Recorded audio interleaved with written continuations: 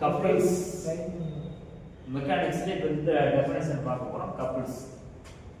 couple a couple acting on a rigid body is just a pair of unlike parallel forces of equal magnitude acting on the body along two different lines. இது first இதுடைய அப்படியே meaning பாருங்க. கப்பல்னா என்ன? தமிழ்ல கப்பல் ஜோடி யார சொல்லுவாங்க? ரெண்டு பேர் இல்ல, ஜோடினாவே ஒரு பேர் ஜோடி.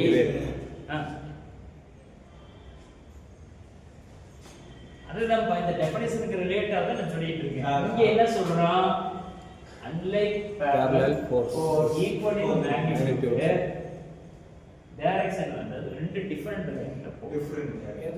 மேரேஜ் பண்ணி வைக்கறாங்கன்னு வெச்சுக்க, இதெல்லாம் பேர் அதத்தான் சொல்ல வர. இப்ப பேர் அத கப்பல்னு சொல்லலாமா? சொல்லலாம். அப்படியே இந்த டெஃபினிஷன் ரீட் பண்ணி பாருங்க. மறக்க two different lines மிஸ் பண்ணனா அங்க போக கூடாது. இங்க வந்து ஒரு எக்ஸாம்பிளுக்காக சொல்ற விஷயம். இப்போ இது என்னன்னா, இங்க ஒரு ஃபோர்ஸ் ஆக்ட் ஆகும், இந்த பாயிண்ட் ஒரு ஃபோர்ஸ் ஆக்ட் ஆகும், இந்த பாயிண்ட் ஒரு ஃபோர்ஸ் ஆக்ட் ஆகும். இது p இது q மைனஸ் p கூட வச்சுக்கீங்களா? மைனஸ் p இதையும் வச்சுட்டா நம்ம என்ன சொல்றோம்? கப்பல் அப்படி சொல்றோம். அது எப்படி எழுதலாம்? p, -p இந்த மாதிரி சொல்றது பேர் தான் கப்பல். சரி, இதுல அடுத்த ரிமார்க் என்ன இருக்கு? since a couple cannot be reduced to a single force. கப்பல்னாலே ரெண்டு ஃபோர்ஸ், அத ஒண்ணா மாத்த முடியுமா? இல்ல. இப்ப அடுத்து என்ன சொல்றாங்க? couple is not a force never keep a rigid body in equilibrium. ஒரு ஃபோர்ஸையும் நம்ம கம்பைன் பண்ணி ஒரு ரிஜிட் பாடியை ஈக்விலிபிரியம் ஸ்டேட்டஸ்ல வைக்க முடியாது. இப்போ அடுத்து நம்ம தெரிஞ்சுக்க வேண்டியது கோப்ளானர் ஃபோர்ஸஸ். கோப்ளானர் ஃபோர்ஸஸ்னா உங்களுக்கு தெரியும், ஒரே பிளேன்ல ஆக்ட் ஆகக்கூடிய ஃபோர்ஸஸ்க்கு பேர் தான் கோப்ளானர் ஃபோர்ஸஸ்.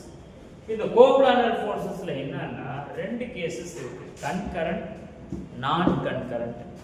இந்த கன்கரண்ட்னா என்னன்னா ஒரு காமன் பாயிண்ட் இருக்கு. இந்த ஃபோர்ஸஸ் ஆக்ட் ஆகுது இல்லையா, இந்த ஃபோர்ஸஸ் எல்லாத்துக்கும் ஒரு காமன் பாயிண்ட் இருந்தா அது கன்கரண்ட். காமன் பாயிண்ட் இல்லன்னா அது நான் கன்கரண்ட். இதுக்கு எக்ஸாம்பிள் வந்து நீங்க அப்படியே இந்த லேப்லேஸ் தியரத்துக்கு போலாம். லேப்லேஸ் தியரத்துல PQR இந்த மூணு ஃபோர்ஸ் ஆக்ட் ஆகுது. இது கோப்ளானர். இங்க காமனா ஒரு பாயிண்ட் இருக்கு, இது கன்கரண்ட். Coplanar concurrent forces. இப்ப காமன் பாயிண்ட் இல்லன்னா கோப்ளானர் நான் கன்கரண்ட். சரி, அதுக்கு அப்புறம் நம்ம படிச்சிருப்போம் இதுக்கு முன்னால ஃபர்ஸ்ட் யூனிட்லலாம் இங்க ஒரு மூணு ஃபோர்ஸ் ஆக்ட் ஆகுதுன்னா இந்த மூணையும் நம்ம ஆட் பண்றோம்னு வெச்சுக்கோங்களேன். p vector plus q vector plus r vector 0 vector அப்படி நம்ம என்ன சொல்லுவோம்? ஈக்விலிபிரியம் சொல்லுவோம். மூணு ஃபோர்ஸ். சரி, இதுல பாருங்க ஒரு மூணு case, f1 vector, f2 vector, etcetera fn vector. இது எல்லாமே ஃபோர்ஸ்.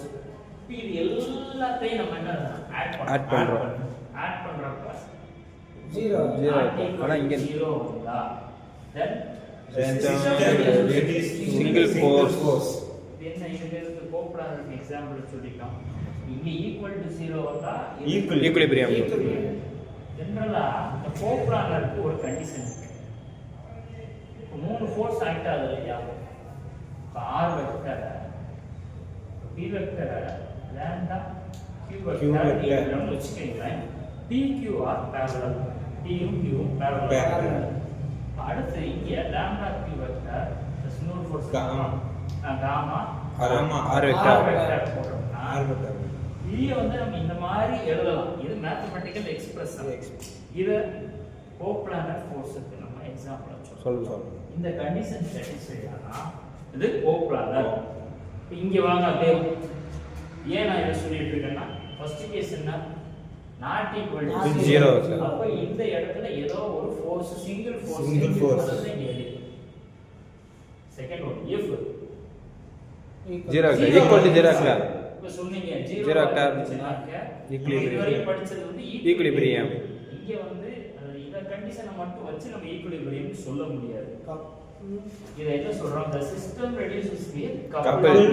கப்பல்னா என்ன சொன்னேன்னா ரெண்டு ஆப்போசிட் பேர் அது ரெண்டையும் ஆட் பண்ணோம்னா 0. அப்ப இத வந்து என்ன சொல்றோம், கப்பல். இதுல மொமெண்ட்ஸ் வந்து இதுலயே ரெண்டு கேஸ் இருக்கு. இந்த செகண்ட் யா இதுல வந்து ரெண்டு கேஸ் இருக்கு. கப்பல் ஆக்டர் அங்க மொமெண்ட்டும் இன்வால்வ் ஆகும். மொமெண்ட் வந்து நாட் 0 இருந்தாலும் இந்த condition satisfied. Suppose third case forces add பண்றப்போ ஃபுல்லா 0 and the sum of moments அதுவும் 0 பண்றப்போ 0 வந்தா மட்டும் தான் என்னது ஈக்குலிபிரியம்.